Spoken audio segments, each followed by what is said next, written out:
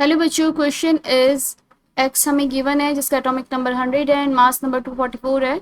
इसमें से दो अल्फा पार्टिकल निकले हैं, उसके बाद टू बीटा निकले हैं और फिर एक अल्फा निकला है और मेरे पास वाई बना है। और वाई का जो बना है इसका जो मास नंबर है that is P and atomic number Q. हमें यहाँ पे बताना है कि पी और क्यू जो है वो क्या है।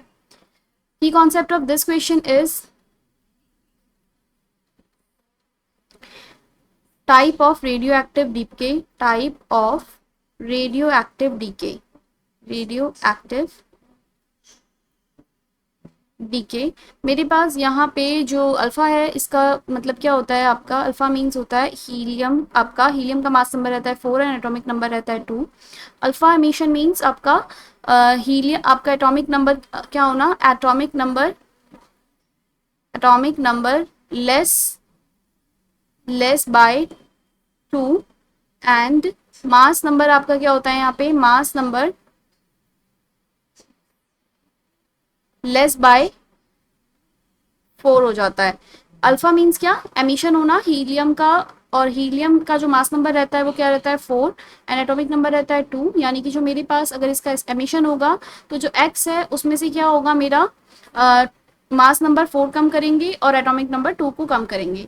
इस तरीके से अगर बीटा एमिशन की बात करें हम, बीटा एमिशन मीन्स क्या होता है आपका, बीटा एमिशन मीन्स आपका high speed electron emission of, emission beta emission means आपका होता है एमिशन ऑफ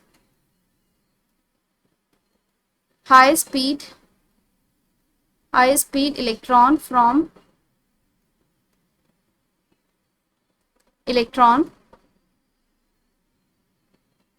फ्रॉम आपका न्यूक्लियस, फ्रॉम अनस्टेबल न्यूक्लियस। यहाँ पे होता क्या है मेरे पास कि आपका जो एक न्यूट्रॉन रहता है वो कन्वर्ट हो जाता है किसमें, प्रोटॉन में। Conversion of neutron to proton, neutron to आपका यहाँ पे प्रोटॉन में वो कन्वर्ट हो जाता है। जैसे मेरे पास एक न्यूट्रॉन है तो अगर बीटा एमिशन हुआ है तो क्या होगा, वहाँ पे वो प्रोटॉन में कन्वर्ट हो जाएगा और यहाँ से आपका एक इलेक्ट्रॉन जो है एमिट हो जाता है। तो यहाँ पर होता क्या है, मेरे पास आपका मास नंबर तो सेम रहता है। मास नंबर क्या रहेगा यहाँ इस केस के अंदर, mass number same but atomic number increase by 1, but atomic number increase by 1। तो यहाँ पे मेरे पास एटॉमिक नंबर इंक्रीज कर जाएगा। मेरे पास जो सीक्वेंस गिवन है वहां से हम निकालते हैं, दो अल्फा निकले हुए हैं। यानी कि अगर मेरे पास जो एक्स है जिसका एटॉमिक नंबर क्या है 240, एटॉमिक नंबर है 100 एंड एटॉमिक मास है आपका यहाँ पे, मतलब मास नंबर जो गिवन है दैट इज 244।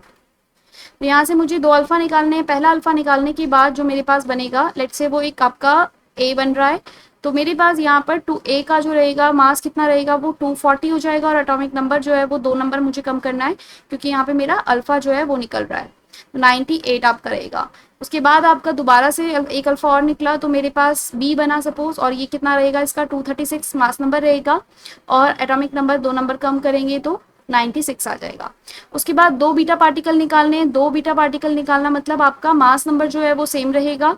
सपोज वो आपका सी है तो यहाँ पे 236 ही रहेगा आपका। एटॉमिक नंबर क्या होगा, एक नंबर आपका इंक्रीज कर जाएगा 97, और एक और बीटा अगर मैं निकालूंगी तो क्या होगा, डी बनेगा एंड मास नंबर सेम 236, लेकिन जो आपका यहाँ पर एटॉमिक नंबर है वो क्या होगा, एक नंबर इंक्रीज कर जाएगा 98।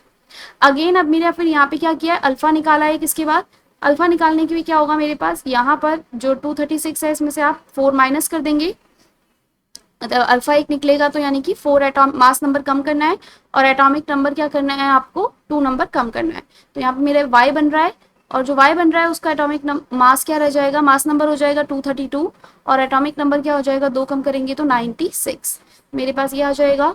तो पी और क्यू की वैल्यू उसने मुझे पूछी थी, पी उसने क्या दिया हुआ है, एटॉमिक मास नंबर को जो वैल्यू दी है दैट इज पी। तो पी आ जाएगा मेरे पास कितना, पी इज इक्वल टू में आपका आ जाएगा 232 एंड क्यू इक्वल टू आ जाएगा आपका कितना, 96। So correct option for this question is option A. आपका पी क्या है 232 एंड क्यू क्या है 96। Hope you understand.